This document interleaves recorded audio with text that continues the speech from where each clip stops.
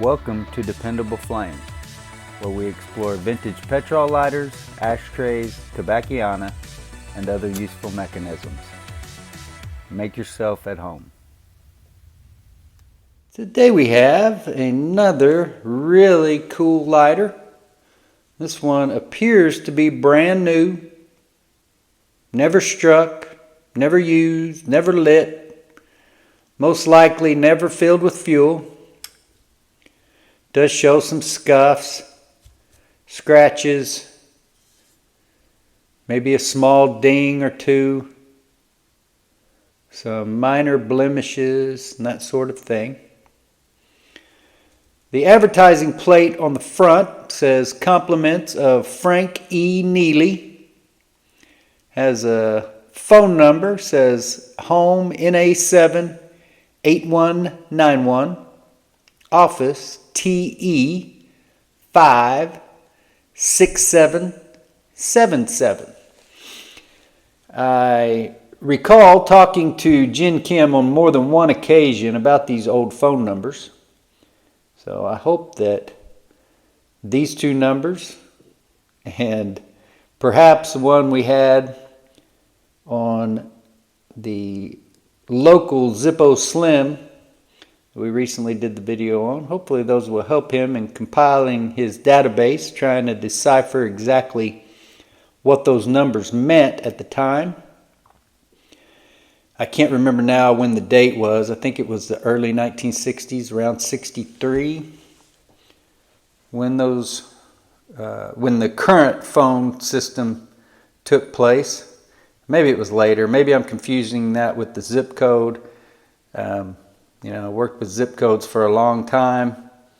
I'm pretty sure that the 5-digit zip code was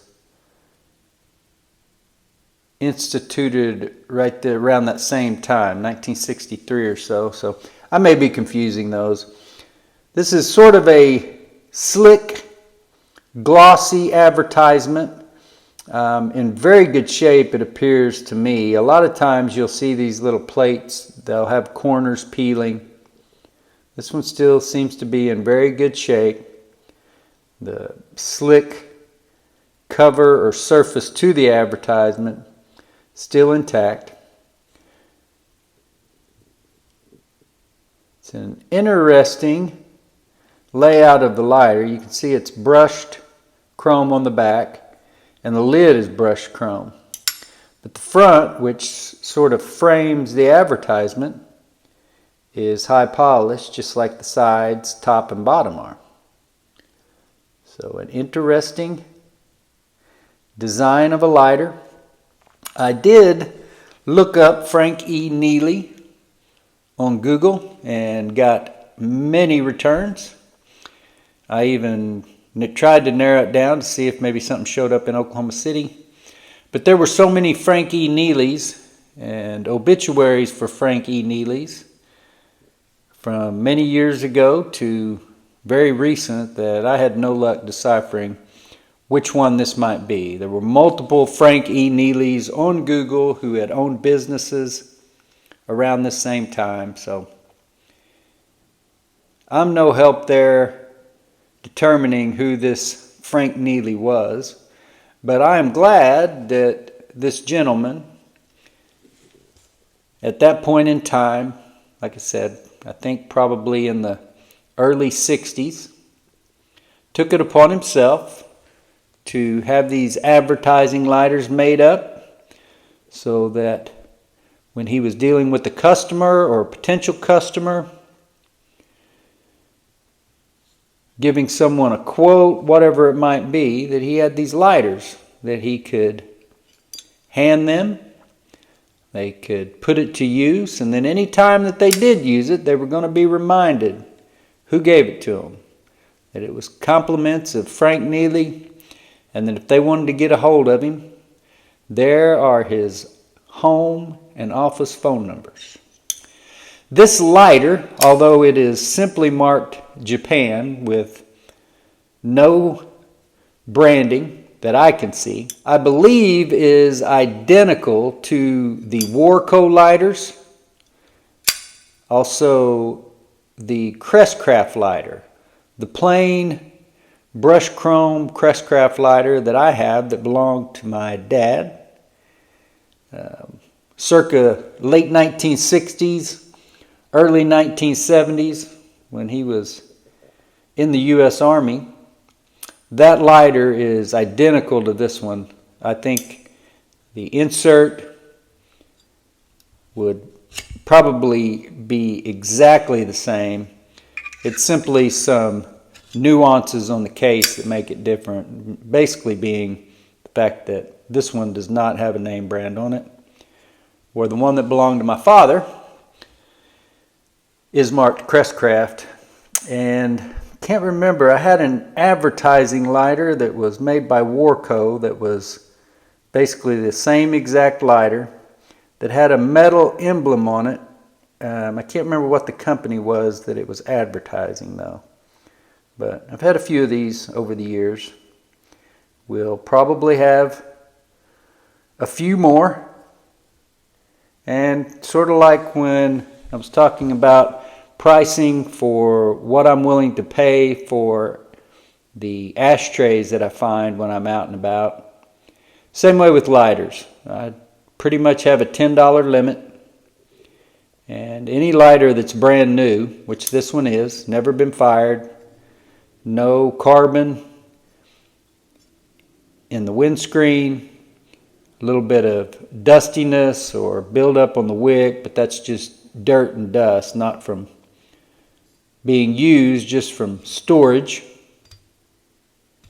There's no debris on the file wheel, no stuck flint. I believe that's just a little flick of the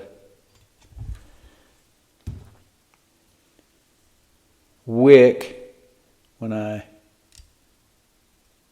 took the canned air a while ago and blew some dust off that wick. A couple of small fibers of the wick came off. Anyway, that one looks like it got buried down in one of the striations on the wheel.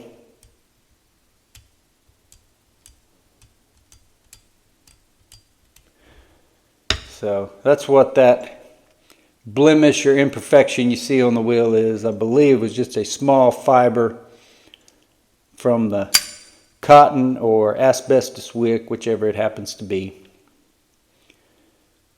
But a very nice lighter, nice tight hinge, nice tight insert, which shows minimal scratching and scuffs from being pulled in and out. Still has the vast majority of its plating. It is marked with that, looks like a, not sure if that's a P symbol. I've seen that symbol before. Looks like maybe P35.